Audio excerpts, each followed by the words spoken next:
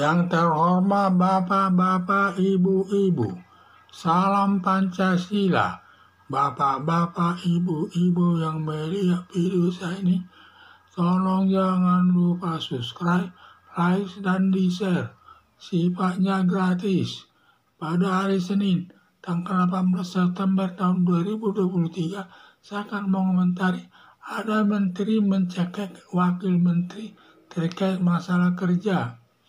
Sebelum rapat dimulai yang dipimpin Presiden Joko Widodo di Istana Negara, di mana salah seorang menteri yang ikut caleg telah mencekik wakil menteri terkait pembagian tugas.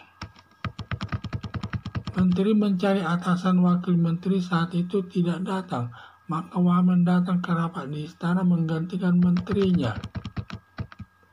Pada saat itu menteri merangkap caleg mencekik leher wakil menteri serta memukulnya. Tindakan menteri merangkap caleg tersebut tidak baik, sudah melakukan perbuatan kejahatan penganiayaan melanggar pasal 351 ayat 1 dan ayat 2 KUHP, pasal 251 KUHP ayat 1 ancaman hukumannya 2 tahun 8 bulan, sedangkan ayat 2 ancaman hukumannya 5 tahun. Kalau penganiayaannya itu hanya masalah kecil, ancamannya 2 tahun 8 bulan. Tetapi kalau sampai luka-luka berat, ancamannya 5 tahun.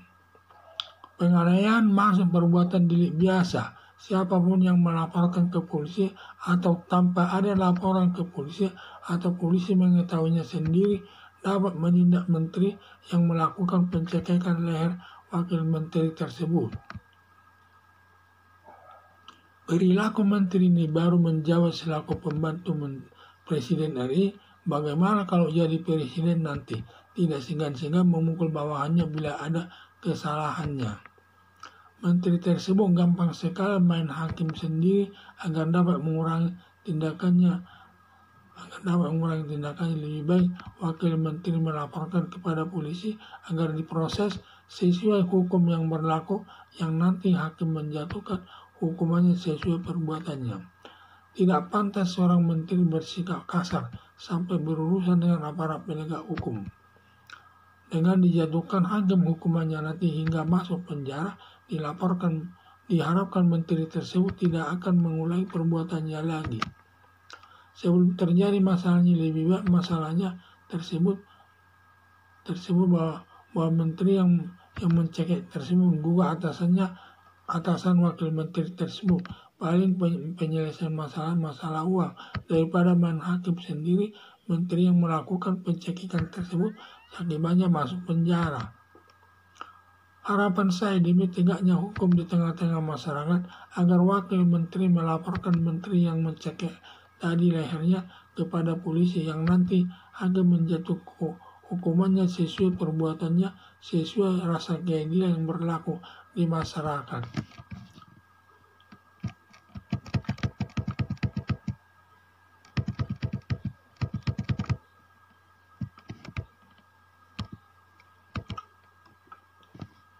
Sebelum rapat dimulai yang dipimpin Presiden Joko Widodo, di mana salah seorang menteri yang ikut caleg telah mencekik wakil menteri terkait pembagian tugas.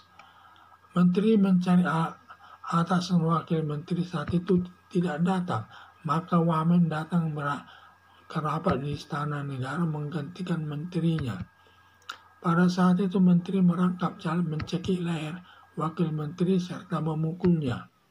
Tindakan menteri merangkap caleg tersebut tidak baik, sudah melakukan perbuatan kejahatan penganiayaan melanggar pasal 351 ayat 1 dan ayat 2 KUHP.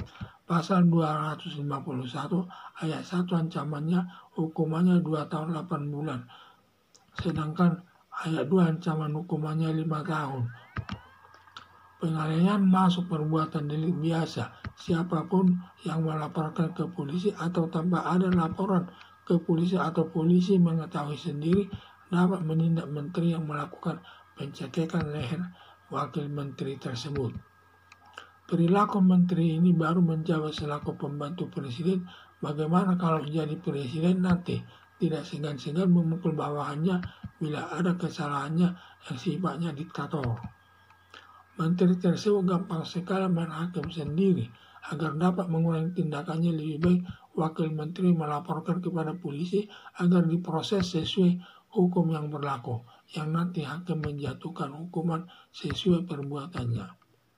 Tidak pantas seorang menteri bersikap kasar sampai berurusan dengan aparat penegak hukum. Dengan dijatuhkan hakim nanti hukumannya hingga masuk penjara, diharapkan menteri tersebut tidak akan mengulangi perbuatannya lagi.